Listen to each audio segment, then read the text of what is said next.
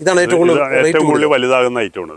വില കൂടുതൽ ഇതാണ് വില കൂടുതൽ. ഞാൻ ഏതാണ്ട് ഒരു 10-40 വർഷമായിട്ട് ഇതുമായിട്ട്, കാരണം നമ്മൾ കാരണന്മാരായിട്ട് എൻ്റെ അപ്പന് ഈ ഫാമും കൃഷികളൊക്കെ തന്നെയായിരുന്നു. നിങ്ങളുടെ ഇതിലൂടെ ഒരാൾക്ക് രക്ഷപ്പെടാൻ പറ്റിയാൽ, കാരണം ഇത് നല്ല രീതിയിൽ ചെയ്യാൻ പറ്റിയ സ്ഥലമുണ്ട്, നമുക്ക് ചെയ്യാനുള്ള മനസ്സുണ്ടെങ്കിൽ സുഖമായിട്ട് ജീവിക്കാൻ നല്ല ബെനിഫിറ്റ് ഉണ്ടാകും. പക്ഷെ ഞണ്ട് കൃഷി ചെയ്യണമെന്നുണ്ടെങ്കിൽ ഞണ്ടിന് ഉപ്പ് വേണം, കാരണം പടം പൊഴിച്ചാണ് ഇത് വലുതാണത്. അപ്പൊ ഒരു വെള്ളത്തിൽ മാത്രമേ കൃഷി ചെയ്യാൻ, ഒരു വെള്ളത്തില് ഞണ്ടിന്റെ ഇത് ഫാം കൃഷി ചെയ്യാൻ പറ്റുള്ളൂ. ഇപ്പൊ പലരും ഒക്കെ കൂട് കൃഷിയൊക്കെ ചെയ്യുന്നുണ്ട്, കൂടുതൽ ബോക്സിലോ ഇതിലൊക്കെ. ഇത് കേൾക്കണമെന്നറിയാമോ? 500 രൂപ ഞണ്ടിന് വില. ഇത് 20 ദിവസം, ഒരു മാസം, മാക്സിമം ഒരു മാസം കൊണ്ട് ഈ സാധനം മൂത്തിട്ട് അത് 3000 രൂപ കിട്ടിയാണ്, അല്ലെങ്കിൽ 2800 കിട്ടിയെന്ന് പറയുമ്പോഴത്തേക്കും നമ്മൾ ആവേശത്തിന് അത് ഒരിക്കലും വഞ്ചിക്കപ്പെടരുത്. നിങ്ങൾ അവരുടെ പ്രോഫിറ്റ്, അവരിത് ചെയ്തിട്ട് എത്ര ശതമാനം വിജയിച്ച്, നമ്മളിത് വെറുതെ ചെയ്തിട്ട് കാര്യമില്ല. ഇപ്പോൾ അറിയാവുന്ന കേസല്ലേ ഉള്ളൂ. ഒരു മാസം ഒരു 100 ഞണ്ട് ചെയ്ത് 100 ഞണ്ട് ചെയ്തിട്ട് നിങ്ങൾക്ക് എത്ര കിട്ടി, നിങ്ങൾ അതിൻ്റെ കണക്കിതാ. അല്ലാതെ പൈസ വാങ്ങിച്ചിട്ടാണ്, അവരുടെ നിന്ന് പൈസ വാങ്ങിച്ച് ക്ലാസ് കൊടുത്തിട്ടാണ് ഇവരെ കൊണ്ട് ഇത് ചെയ്യിക്കുന്നത്. അവരൊരു ക്വാണ്ടിറ്റി ഇത്രയും കിട്ടി എന്നുള്ള ഒരു ഇതൊന്നും എൻ്റെ അറിവിലില്ല. പിന്നെ നടക്കണ്ടെന്ന് നമുക്കറിയില്ല. പക്ഷേ വിജയം എന്ന് പറഞ്ഞു കഴിഞ്ഞാൽ ഫാം കൃഷി തന്നെയാണ്.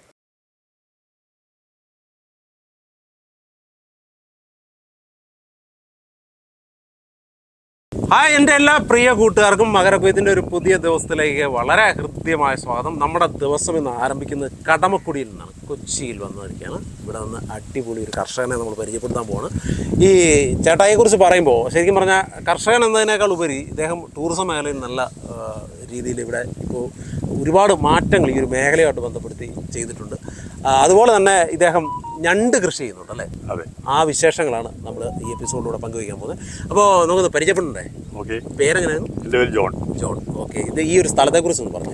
ഇത് കടമക്കുടി എന്നൊരു ദ്വീപ് മേഖലയാണ്. എന്ന് പറഞ്ഞാൽ ഞങ്ങളുടെ കടമക്കുടി പഞ്ചായത്ത് കടമക്കുടിയാണ്. കടമക്കുടി പഞ്ചായത്ത് ഇതിനകത്തൊരു 9 ദ്വീപുകൾ കൂടിയതാണ് ഈ പഞ്ചായത്ത്. ഇതെല്ലാം ദ്വീപുകളായിരുന്നു. ഇപ്പം എല്ലാ ദ്വീപുകളും കണക്ഷനായി, റോഡ് മാർഗം എല്ലാം കണക്ഷനായി. പിന്നെ മൊത്തം ദ്വീപുകൾ പറയുകയാണെങ്കിൽ ഏതാണ്ട് ഒരു 14 ദ്വീപുകളോളം ഉണ്ട്. ചെറിയ ഫാമുകൾ ഇതൊക്കെ ആയിട്ടൊക്കെ ഓരോരോ തുരുത്തുകൾ. മെയിൻ കൃഷി എന്ന് പറഞ്ഞാൽ നമ്മൾ ഈ വേനൽ വരുമ്പോൾ ചെമ്മീൻ കൃഷി, അത് വർഷം വരുമ്പോൾ എന്ന് പറഞ്ഞാൽ നമുക്കൊരു 6 മാസമാണ് ചെമ്മീൻ കൃഷിയുടെ ലൈസൻസ് ഉള്ളത്. ഫിഷറീസ് ലൈസൻസ് തന്നത് 5 മാസമുള്ളൂ. നവംബർ 15 മുതൽ ഏപ്രിൽ 14 വരെ ആ ഒരു കാലയളവാണ് കൃഷിക്ക് വേണ്ടി സർക്കാർ ഇത് ചെമ്മീൻ കൃഷി. ചെമ്മീൻ ഫാമിൽ എന്ന് പറഞ്ഞാൽ ചെമ്മീൻ, ഞണ്ട്, മീൻ എല്ലാം കൂടിയതാണ്, മിക്സിംഗ് ആണ്. അത് നമ്മൾ കായലിൽ നിന്ന് ചീപ്പ് വഴി വെള്ളം കയറ്റി അതിനകത്ത് നിന്ന് കയറുന്ന മീനുകൾ, ചെമ്മീനുകളൊക്കെ ഇത് ഫാമിലേക്ക് കയറും, അത് വളർത്തിയെടുക്കും. പിന്നെ ഇപ്പം അത് കുറേ കുഞ്ഞുങ്ങളെ കുറവായപ്പോഴത്തേക്ക് നമ്മൾ കുഞ്ഞുങ്ങളെ ഹാച്ചറിയിൽ നിന്നൊക്കെ വാങ്ങിച്ചിടും. ഇത് ടൈഗർ പ്രോൺസിൻ്റെ കുഞ്ഞ്, പിന്നെ ഞണ്ട്, ഇതൊക്കെ വാങ്ങിച്ചിട്ട് ഇപ്പം വളർത്തുന്ന ആ ഒരു മേഖലയാണ്. അപ്പം അങ്ങനെ എല്ലാം ഇടും. ഇപ്പം ഞാനിതിനകത്ത് എനിക്കെന്ന് പറഞ്ഞാൽ 12 മാസവും ലൈസൻസ് ഉള്ള ഇത് ആഴം കൂടുതലുണ്ട്. അപ്പോൾ ലൈസൻസ് ഗവൺമെൻറ് നമുക്ക് ഒരു 12 മാസവും കേന്ദ്ര ഗവൺമെൻറ് ലൈസൻസ് ഉണ്ട്. അപ്പോൾ അതിൽ നമുക്ക് ഗവൺമെൻറ് സബ്സിഡിയോടുകൂടിയാണ് നമുക്ക് ഇവിടുത്തെ കൃഷി ചെയ്യണത്. ഇത് മൊത്തം എന്താ സ്ഥലമാണ്? നമുക്കൊരു 2 ഏക്കർ 55 സെന്റ് ഉണ്ട് മൊത്തം സ്ഥലം. എല്ലാം ഈ കരയും കായലെല്ലാം കൂടി. ഇതിനകത്ത് ഇപ്പം ഞാൻ ഞണ്ട്, കരിമീൻ, തിരുത, പിലാപ്പി, ഇത്രയും സാധനം വളർത്തും. പിന്നെ ഇതിനകത്ത് നമ്മൾ കായലിൽ നിന്ന് കയറണ ചിലപ്പോൾ ഇപ്പം ഈ കഴിഞ്ഞ ദിവസം നമ്മൾ ഈസ്റ്ററിന് മുന്നേ മീൻ പിടിച്ചായിരുന്നു. പിടിച്ച സമയത്ത് ഏതാണ്ട് ഒരു 7 കിലോ മേലുള്ള കാളാഞ്ചി ഒക്കെ ഉണ്ടായി. അതെല്ലാം കായലിൽ നിന്ന് കയറി, അത് കായലിൽ നിന്ന് കയറണായി. പിന്നെ ഞങ്ങളിവിടെ ആരെങ്കിലും ഒക്കെ നമ്മുടെ ഈ സൈഡ് വന്ന് ചൂണ്ടയൊക്കെ ഇടും. ചൂണ്ടയൊക്കെ ഇട്ട് ചെറിയ കാളാഞ്ചി അല്ലെങ്കിൽ ചെമ്പല്ലിയൊക്കെ ഇട്ടുകയാണെങ്കിൽ നമ്മൾ അവരുടെ നിന്ന് വാങ്ങിച്ചതിനകത്ത് ഇടും. പിന്നെ അവരും ഇടും, കാരണം ചെറുതായിരിക്കും അത്, നമ്മുടെ ഫാമിലേക്ക് ഇടും. ഇത് ഇതിനകത്ത് പറഞ്ഞാൽ ഇവര് ശരിക്കും നല്ല ലൈവ് ഫുഡാണ് ഇവർ കഴിക്കണം. ഈ ചെമ്പല്ലിയും കാളാഞ്ചി എന്നൊക്കെ പറഞ്ഞു കഴിഞ്ഞാൽ ജീവനുള്ള മീൻ മാത്രമേ കഴിക്കുള്ളൂ. ടേസ്റ്റ് കൂടുതൽ അതാണ്. ഏറ്റവും വില കൂടിയ മീൻ ചെമ്പല്ലിയാണ്. റെയറാണ്, അത് വളരെ കുറച്ചേ ഉണ്ടാവുള്ളൂ. പക്ഷെ അത് അവനിങ്ങനെ കിടന്ന് കായലിലും ഇതിലും ഒക്കെ കിടന്ന് വലുതാവും, നന്നായിട്ട് വലുതാവും. ഇപ്പൊ ഞാൻ പറഞ്ഞില്ലേ, എനിക്ക് 2 എണ്ണം ഇത് നമ്മൾ വല ഇട്ടാണ് പിടിച്ചത്. 2 എണ്ണം 15 കിലോ 300 ഗ്രാം. അത്രയും സൈസായിരുന്നു, ഭയങ്കര സൈസാണ്. കാരണം അത് ഇതിനകത്ത് കിടന്ന് ഇതിനകത്ത് വലിപ്പം കൂടുന്തോറും വില കൂടുതലാണ്, വിലയും കൂടുതലാണ്, ടേസ്റ്റും കൂടുതലായിരിക്കും. ഫുള്ള് ഇതിനകത്ത് നമ്മളെ ഫുൾ പീസ് പോലെ മാങ്ങാപ്പൂൾ എന്ന് പറയും നമ്മള്, അതുപോലെ ഇതിനകത്ത് നെയ്യ് ഇങ്ങനെ ഉണ്ടാവും.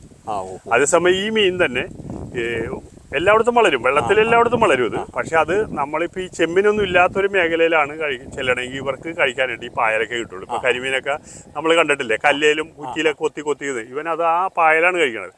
പക്ഷെ അത് കഴിക്കുമ്പോൾ അതിന് ചെളിച്ചോവ ഉണ്ടാവും. അപ്പോൾ എന്തായാലും ഇദ്ദേഹത്തിൻ്റെ നമ്മൾ മെയിനായിട്ട് പരിചയപ്പെടാൻ പോകുന്ന ഒരു സാധനം എന്ന് പറയുന്നത് ഇദ്ദേഹത്തിൻ്റെ ഞണ്ട് കൃഷിയാണ്. അതിനൊപ്പം തന്നെ കരിമീനുണ്ട്, അങ്ങനെ കുറേ മത്സ്യങ്ങളൊക്കെ ഉണ്ട്. അപ്പോൾ ഇദ്ദേഹത്തിന് മീൻ കൃഷിയാണ് പ്രധാനമായിട്ട് കാണാനുണ്ട്. അപ്പോൾ നമ്മൾ ഫാമൊക്കെ ഒന്ന് മൊത്തം കാണിച്ചു തരാം. കാണാം, തീർച്ചയായിട്ടും. അപ്പോൾ നമുക്ക് എവിടെ നിന്ന് ആദ്യം ഞണ്ടിൽ നമുക്ക് ഞണ്ട് ഉണ്ട്, പിന്നെ മീൻ വളർത്തുന്നതൊക്കെ കാണാം. മീൻ നല്ല ജീവൻ മീൻ ഫാമിലുള്ളിൽ. ഓക്കെ ഓക്കെ, എന്നാൽ വരും.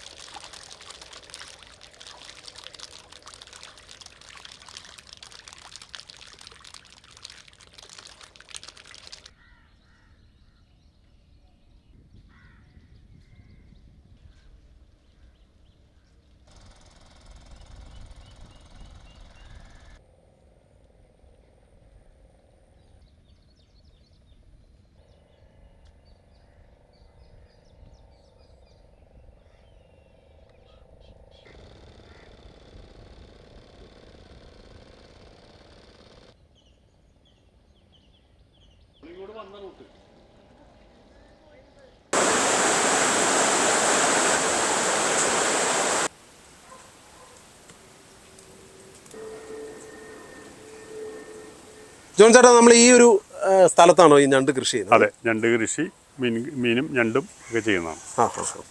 ഏത് ഇനങ്ങൾ ചെയ്യുന്നത്? ഇനങ്ങളെന്ന് പറഞ്ഞാൽ ഞണ്ട് വലിയ ഐറ്റം നമ്മൾ കാണിക്കാൻ പോകുന്നു അല്ലേ? ഇത് ഏതാ ഇനം? ഇത് മഡ് ക്രാബ്. ഇതാണ് ഏറ്റവും കൂടുതൽ വലുതാകുന്ന ഐറ്റമാണത്. വില കൂടുതൽ ഇതാണ് വില കൂടുതൽ.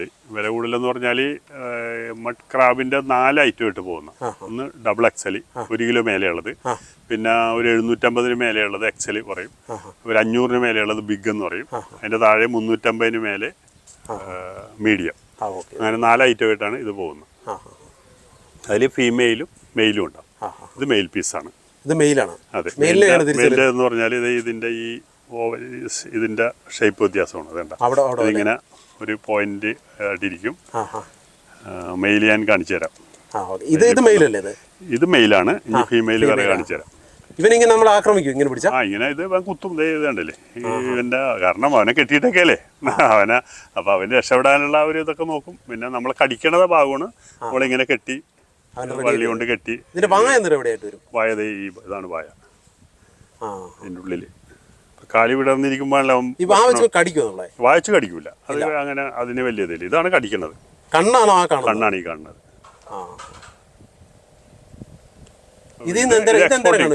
ഇതിപ്പോ 800 ഗ്രാമിന് മേലുണ്ട് ഒരു പീസ്. ഇതിനിപ്പോ ഒരു 400 ഗ്രാം, പകുതി 50%, 45-50% മീറ്റ്. എല്ലാം കഴിക്കാൻ കൊള്ളുമോ?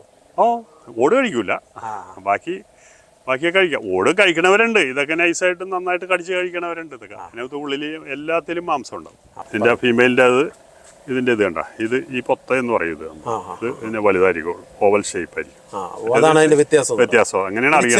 പിന്നെ അല്ല, ഫീമെയിൽ സാധാരണ ഇത്തിരി ചെറുതായിരിക്കും, എങ്കിലും വലുതാവും. ഇതിപ്പോ ഒരു ചെറിയ ഐറ്റമാണ്. നമ്മൾക്കിപ്പോ ഇവിടെ നിന്ന് ഇപ്പൊ ഉള്ള ഐറ്റം ഇതാണ്. നമ്മളിപ്പോ കാണിച്ച ഇനത്തിന്റെ തന്നെയാണ്. അത് തന്നെ, ആ ഇനം തന്നെ. ഇത് പിന്നെ ഫീമെയില്, മറ്റേത് മെയില്. ഫീമെയിലാണ് ടേസ്റ്റ് കൂടുതൽ. കാരണം ഇതിന് എഗ്ഗ് ഒക്കെ ഉണ്ടാവുമല്ലോ. ഇതാണ് എഗ്ഗ്. ഇതിനകത്ത് എഗ്ഗ് ഫില്ലായിട്ട് ഇത് ഇവൻ പുറത്ത് കൊണ്ടുപോയി പിടിപ്പിക്കും. കുറ്റിയിലൊക്കെ പിടിപ്പിച്ചിട്ട് അങ്ങനെയാണ് അത് കുഞ്ഞ് വിരിഞ്ഞ് വരണത്. വെള്ളത്തിലാണ്. അത് നമ്മൾ ഈ കായലും കടലും കൂടി ചേരണ ഭാഗത്താണ് ഇത് ബ്രീഡിങ് നടക്കുന്നത്. കൂടുതൽ നടക്കുന്നത് അവിടെ നടക്കുള്ളൂ. മഡ് ഐറ്റത്തിന്റെ അത് നടക്കുന്നത് ആ ഭാഗമാണ്.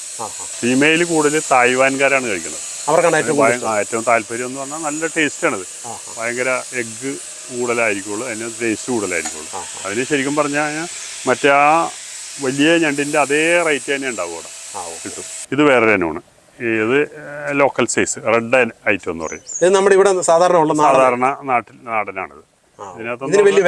ഇതിന് വില അതുപോലെ വിലയില്ല. ഇതൊരു മിനിമം റേറ്റ് ആണിത്. ഇതിൽ മാംസത്തിനൊന്നും ഒരു കുഴപ്പമില്ല.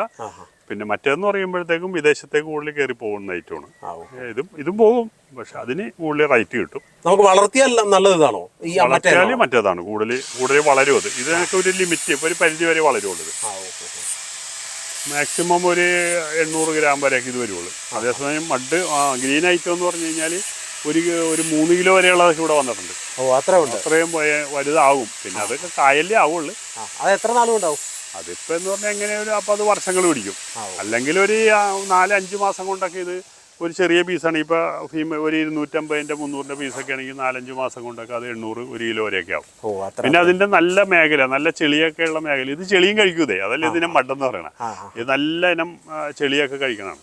അത് നല്ലത് ഇതുള്ളത്. അതിന് കൂടുതൽ പ്രോട്ടീൻ കിട്ടണ ഐറ്റമൊക്കെ. ഇപ്പോൾ നമ്മൾ സ്വർണ്ണം വരെ മണ്ണിൽ നിന്നാണല്ലോ കുഴിച്ചെടുക്കണം.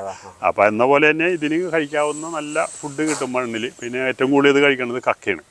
കക്കേന് ഏറ്റവും പ്രോട്ടീൻ കൂടുതലുള്ളതാണല്ലോ. കക്ക നന്നായിട്ട് കഴിക്കും. അങ്ങനെ വരുമ്പോൾ പെട്ടെന്ന് വളർച്ച കിട്ടും, നല്ല ടേസ്റ്റ് ഉണ്ടാവും. മൂത്ത് വരുമ്പോഴത്തേക്കും ഇങ്ങനെ ബ്രൗൺ കളറാണ്. ഇത് ഇനിയാണ് ഇവൻ നല്ല മൂപ്പായി കഴിയുമ്പോഴത്തേക്കും പടം പൊട്ടും. ഇത് പൊട്ടും, ഇങ്ങനെ ഇങ്ങനെ പൊട്ടും. ഇതിപ്പോ എത്ര കാണും? ഇതിപ്പോ ഏതാണ്ട് ഒരു 800 ഗ്രാമിൽ. അല്ല, ഇത് എന്തര ഇതായി കാണും? ഒരു എത്ര കാലമായതായിരിക്കും? ഒരു 4-5 മാസമൊക്കെ അത്രേ ആയുള്ളൂ. ഇതിങ്ങനെ എത്ര നാൾ ഇരിക്കും?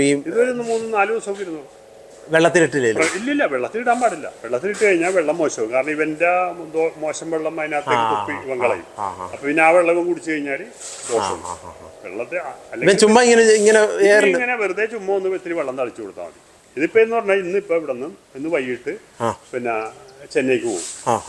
ഇന്ന് വൈകിട്ട് ട്രെയിനിന് ചെന്നൈക്ക് പോകും. നാളെ അവിടെ നിന്ന് സിംഗപ്പൂരാണ്. മറ്റന്നാൾ സായിപ്പിൻ ഫുഡായിരിക്കും. ഞണ്ട് കൃഷി എന്ന് പറഞ്ഞു കഴിഞ്ഞാൽ നല്ല ലാഭകരമായ ഒരു കൃഷിയാണ്. അതെന്ന് വെച്ച് കഴിഞ്ഞാൽ പിന്നെ അതിന് നല്ല റേറ്റ് ഉണ്ട്. വിദേശ വിപണിയിൽ നല്ല മാർജിനുള്ള ഒരു ഐറ്റമാണ് അത്. മെയിനായി കൂടുതൽ ഇത് ഫാമിങ്ങിലാണ് കൂടുതൽ അതിനകത്ത് മെച്ചം കിട്ടുന്നത്. നമുക്ക് അധികം ചിലവ് വരില്ല. നമ്മൾ ഫാമിലൊക്കെ ഇട്ട് കഴിഞ്ഞാൽ അതിൻ്റെ അകത്തുനിന്ന് ഇപ്പോൾ നമ്മളൊരു മിനിമം 1 കിലോ ഒരു 500-600 ഒക്കെ ചെറിയ ഐറ്റം ഞണ്ട് കിട്ടും.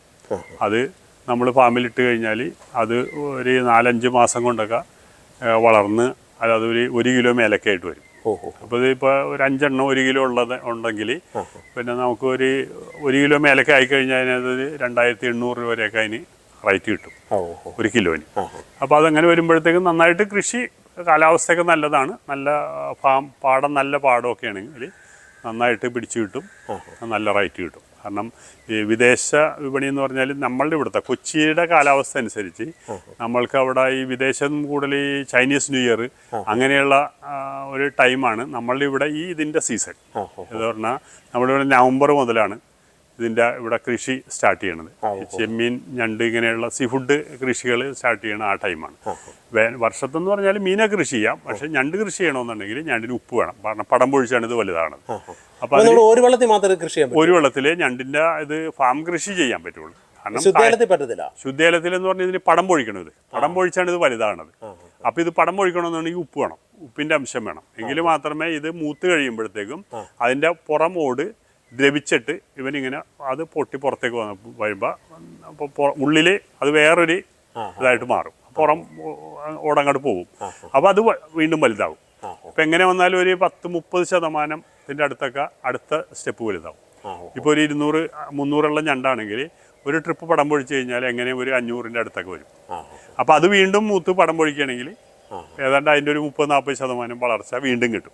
അങ്ങനെയാണ് ഇത് വലുതായിട്ട് നമ്മളിവിടെ 3 കിലോ വരെയുള്ള ഞണ്ടൊക്കെ വന്നിട്ടുണ്ട്. അത് കായലിൽ നിന്നാണ്, ഫാമിലല്ല. കായലെന്ന് പറഞ്ഞു കഴിഞ്ഞാൽ അവന് ഇഷ്ടമുള്ള സ്ഥലത്ത് പോയി ഇഷ്ടമുള്ള ഭക്ഷണം കഴിച്ച് തുറന്ന് കിടക്കുന്ന സ്ഥലമല്ല. നമ്മൾ ഫാമെന്ന് പറഞ്ഞാൽ നല്ല ചെളിയൊക്കെയുള്ള ഫാമാണെങ്കിൽ നന്നായിട്ട് വളരും. ഇതിനകത്തുള്ളതിന് കൂടുതൽ ടേസ്റ്റ് ഉണ്ടാവും. കാരണം വെച്ച് കഴിഞ്ഞാൽ ഇതിനകത്ത് നിന്ന് കഴിക്കുന്നത് കൂടുതൽ നല്ല പ്രോട്ടീനുള്ള കക്ക, പിന്നെ ചെമ്മീൻ, നല്ല മീൻ, ഫ്രഷ് സാധനങ്ങൾ ഇത് കഴിക്കുള്ളൂ. അപ്പോൾ അതുകൊണ്ടെന്ന് പറഞ്ഞാൽ ഇവിടുത്തെ എല്ലാത്തിനും മീറ്റിനും അതെ ഞണ്ടും അതെ നല്ല ടേസ്റ്റ് ആയിരിക്കുള്ളൂ. അപ്പോൾ എക്സ്പോർട്ടിംഗ് ആണ് കൂടുതൽ നടക്കുന്നത്? എക്സ്പോർട്ട് ആണ് ഇത്. ഞണ്ട് കൂടുതലും എക്സ്പോർട്ടിംഗ് ആണ്. നമ്മൾ ചെറിയ ഐറ്റം ഒക്കെയാണ് ഇവിടെ നമ്മൾ ലോക്കൽ മാർക്കറ്റിൽ ലോക്കൽ സാപ്പറിൽ ചെറിയ ഐറ്റമാണ് പോകുന്നത്. കാരണം അത് റേറ്റ് ഭയങ്കര റേറ്റ് അല്ലേ. അപ്പോൾ ഞാനൊരു കാര്യം ചോദിക്കട്ടെ, ഇപ്പം നമ്മളിത് കൃഷി ചെയ്യുവാണെങ്കിൽ നമുക്ക് പറ്റിയ സ്ഥലങ്ങൾ ഇപ്പോൾ ഈ എറണാകുളം ജില്ല, അതുപോലെ തന്നെ ആലപ്പുഴ ജില്ല, പിന്നെ ആലപ്പുഴയില് തെക്ക് ഇങ്ങനെ വടക്ക് ഭാഗമാണ്. ഈ അരൂക്കുറ്റി, അരൂര്, കുമ്പളം, അരൂര് മുതൽ ആ ഭാഗം, അരൂക്കുറ്റി അങ്ങനെ ആ ഭാഗത്തൊക്കെയാണ് ഉപ്പ് കൂടുതൽ കയറുന്ന സ്ഥലം. കൊച്ചി അഴിമുഖത്തുനിന്ന് വെള്ളം കയറി വരണം, ഉപ്പ് കടലിൽ നിന്ന് കയറി വരണത്. വേറെ എങ്ങൊന്നും. പിന്നെ അപ്പുറത്ത് പോയി കഴിഞ്ഞാൽ പിന്നെ കൊല്ലമാണ്. ആലപ്പുഴയിൽ കുറെ കൂടുതൽ ഭാഗങ്ങളൊക്കെ നല്ല വെള്ളമാണ്. അതേസമയം അതിൻ്റെ കുറേ ഭാഗമുണ്ട്, വടക്ക് ഭാഗം അരൂര് ആ ഭാഗമൊക്കെ പിന്നെ നല്ല കരിമീൻ കൃഷി പോലെ ഇത് എല്ലായിടത്തും സാധ്യമല്ല. അല്ലല്ല, ഞണ്ട് കൃഷി എപ്പോഴും ഇത് ചെയ്യണമെങ്കിൽ ഉപ്പുവെള്ളം വേണം.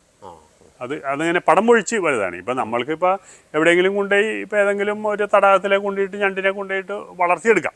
പക്ഷെ പടം പൊഴിക്കൂല. പടം പൊഴിക്കണമെന്നുണ്ടെങ്കിൽ ടേസ്റ്റ് വ്യത്യാസം വരും. ടേസ്റ്റ് ഇപ്പം നമ്മൾ കൊടുക്കണ ഫുഡിൻ്റെ പോലെ ഇരിക്കും. ഇപ്പം നമ്മൾ അവിടെ കൊടുക്കുമ്പോൾ എന്ന് പറഞ്ഞാൽ നമ്മൾ എന്തെങ്കിലും മീനൊക്കെ അല്ലേ കൊടുക്കുകയുള്ളൂ. ഇവിടുത്തെ ഇതിനെന്ന് പറഞ്ഞാൽ ഇവന് ആദ്യം ഫസ്റ്റ് ഇപ്പം നമ്മളിപ്പോൾ ഒരുമിച്ച് ഞങ്ങളിപ്പോൾ ബോക്സിലേക്ക് ഞണ്ടിനിട്ട് പിന്നെ ടെസ്റ്റ് ചെയ്തിട്ടുണ്ട്.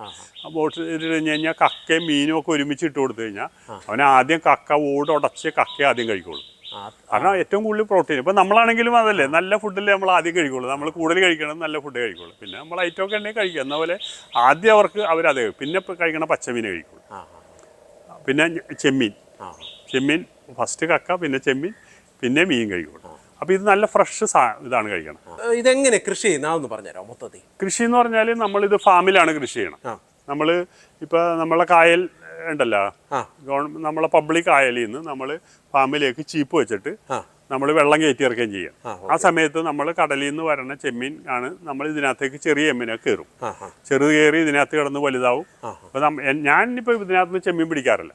കാരണം ഇതിനകത്ത് നമ്മൾ വളർത്തുന്ന മീനും പിന്നെ ഈ ഞണ്ടും ഇതിനൊക്കെ കഴിക്കാൻ വേണ്ടി നമ്മൾ ഞമ്മിനെ പിടിക്കൂല. അപ്പം നമ്മൾ ഈ ഞണ്ടിന് പിന്നെ ഇങ്ങനെ വെള്ളം കയറ്റി കഴിഞ്ഞാൽ എത്ര അടി വരെ വെള്ളം നിർത്തണം? ഞണ്ട് ഇത് ചൂടാകരുത്. എത്ര അടി വരെ വരും? അതിപ്പോ കുറവേ ഒരു മിനിമം ഒരു മീറ്ററെങ്കിലും വെള്ളം വേണം. അത്രയും വെള്ളം ഞണ്ട് കൃഷിക്ക് ആവശ്യമാണ്. വേണം. അതിൽ കൂടുതലാണെങ്കിൽ നല്ലത്.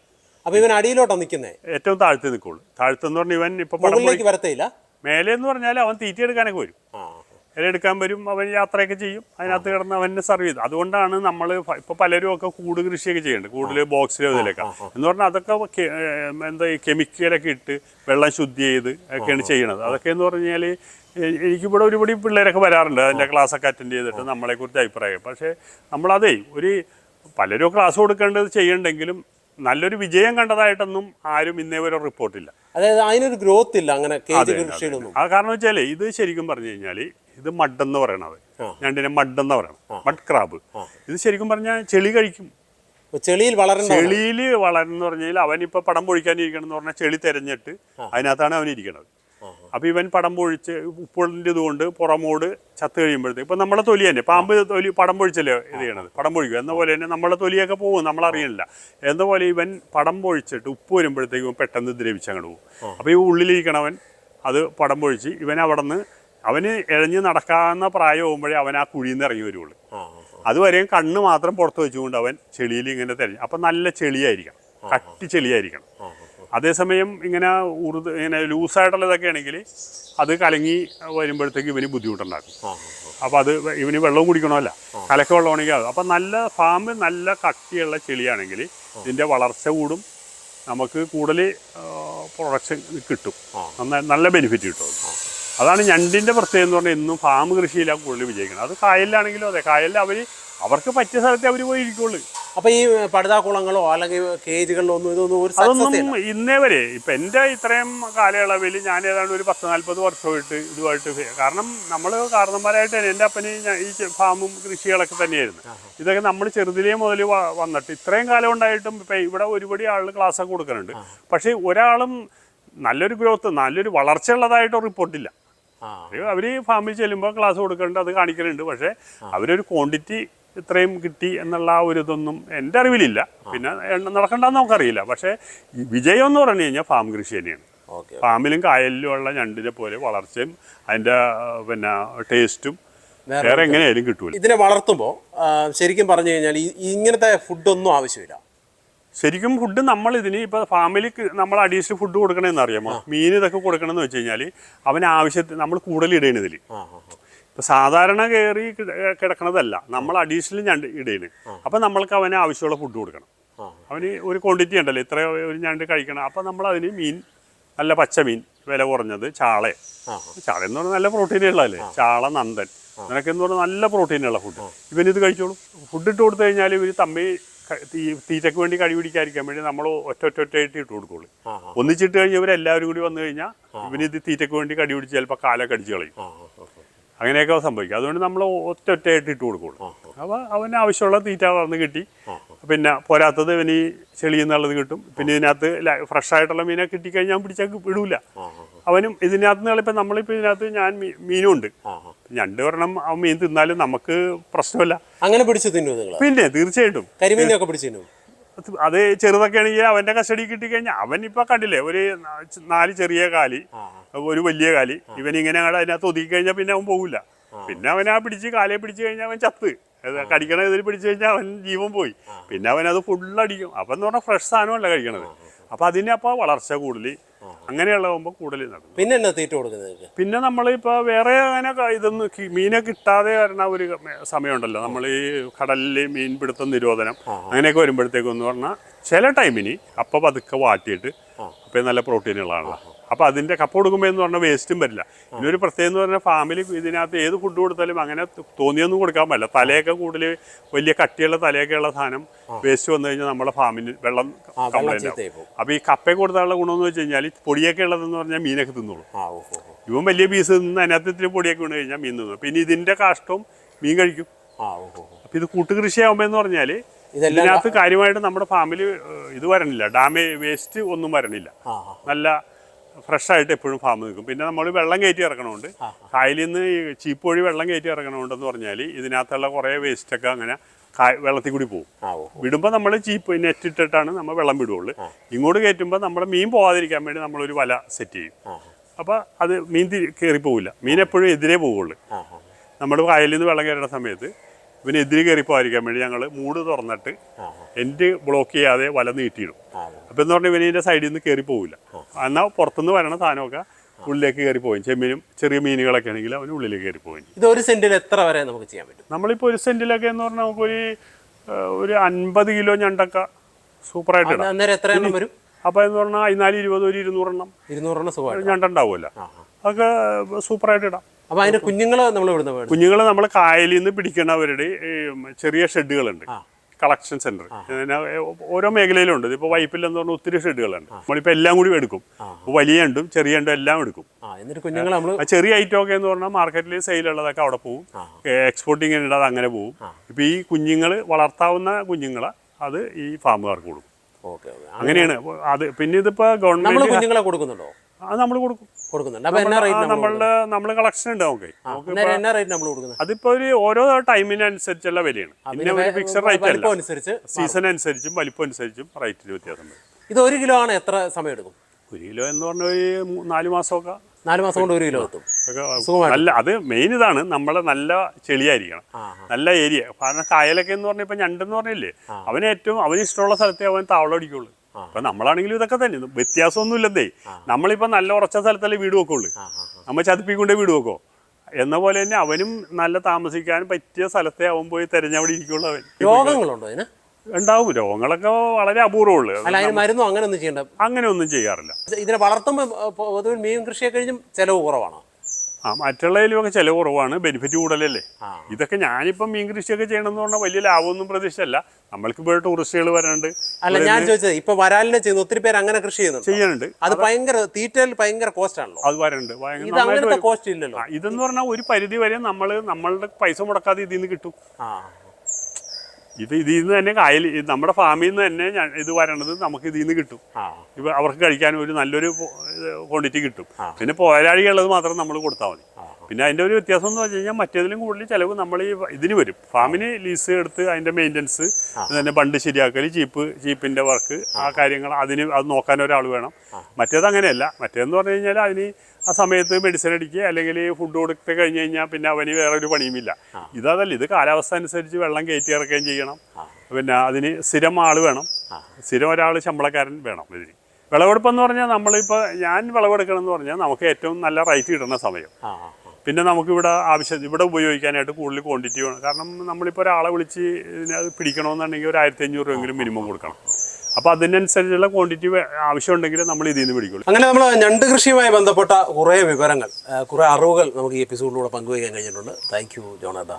കുറേ കാര്യങ്ങൾ എനിക്ക് തോന്നുന്നത് ഞണ്ട് കൃഷിയായിട്ട് ബന്ധപ്പെട്ട് എൻ്റെ ആദ്യത്തെ എപ്പിസോഡാണ്. അതുകൊണ്ട് തന്നെ നല്ല രീതിയിൽ തന്നെ എല്ലാ കാര്യങ്ങൾക്കും നമുക്ക് അറിയാൻ കഴിഞ്ഞിട്ടുണ്ട്.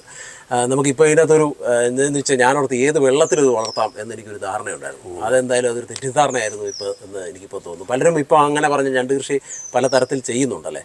ഈ ഹൈ ഡെൻസിറ്റി ഫാമിംഗ് പലരും വഞ്ചിക്കപ്പെടുന്നുണ്ട്. പല ക്ലാസ്സുകൾ അറ്റൻഡ് ചെയ്തിട്ട് ഈ ട്യൂബിലും പിന്നെ ഡ്രമ്മിലും ഒക്കെ ചെയ്ത് ഒക്കെ ഭയങ്കര പ്രതീക്ഷയിലൊക്കെ വന്നവർ പിന്നെ എനിക്ക് എൻ്റെ അറിവ് ഞാൻ പറഞ്ഞു കൊടുക്കാറുണ്ട്. കാരണം അതിനൊരു ഫീസ് ഞാൻ വാങ്ങാറില്ല. അത് പരസ്യപ്പെടുത്തിയിട്ടുണ്ട്. എന്നെ വിളിച്ചിട്ട് ആ ആളുകളുടെ സൗകര്യത്തിന് നമ്മൾ പിന്നെ ഫോണിലൂടെ ആണെങ്കിൽ രാത്രി ഒരു 9 മണി കഴിഞ്ഞിട്ട് വിളിച്ചു. ഞാൻ തീർച്ചയായിട്ടും എൻ്റെ അറിവ്, കാരണം ഞാനിത് ശരിക്കും എൻ്റെ മനസ്സിലുള്ള ഒരു ഇതെന്ന് പറഞ്ഞാൽ ഇത് അന്യം നിന്ന് പോവുകയാണ്. അപ്പോൾ ആരെങ്കിലുമൊക്കെ ചെയ്താൽ ഇത് നിലനിൽക്കുള്ളൂ. കാരണം നമ്മൾ ഇതെന്ന് പറഞ്ഞാൽ എൻ്റെ മനസ്സിലെ ഒരു കാഴ്ചപ്പാട്, എൻ്റെ അറിവ് എത്രത്തോളം ഇതാണെന്ന് അറിയില്ല. നമ്മൾക്ക് ഒത്തിരി വിദേശ നാണ്യം നേടിത്തരുന്ന ഒരു പ്രൊഡക്റ്റാണ്.